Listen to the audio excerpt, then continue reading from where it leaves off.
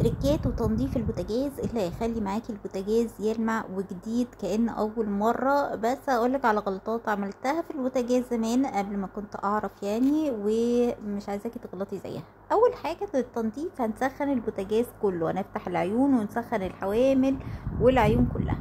ناخد الحوامل وننزل عليها بمذيب الدهون.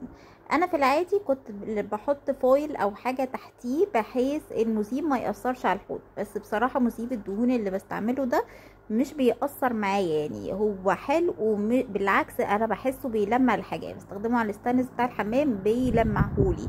تمام.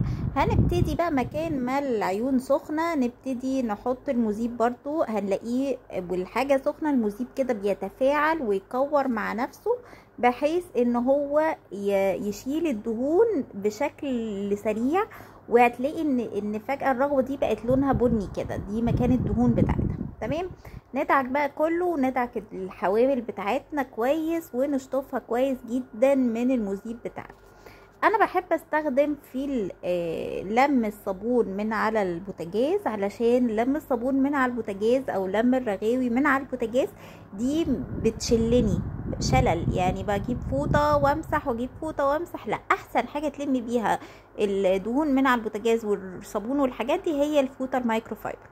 بتاخديها تلمي بيها كل حاجة وتشطفيها وتعمليها مرة تانية، هتلاقي لمت معاكي الصابون في ثانية. يعني بصوا مش هتتعبوا تماما معاها غير لما تستخدموا فوط تانية. العيون بقى جبت حلة كده كبيرة وغليت مية في الكتل ونزلت بكربوناتو وخل وحبة من سائل المواعين، ورميت عليهم المية المغلية وسبتهم لمدة ساعة في النقع.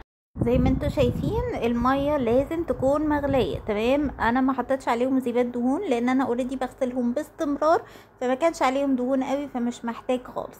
تمام. ابتديت بقى البوتاجاز لمع وبقى زي الفل، ارش عليه بقى ايه ملمع زجاج او اي جلانس عندنا، ونبتدي نلمع بقى البوتاجاز ده بيدي بجد بتدي لمع حلو جدا. تمام.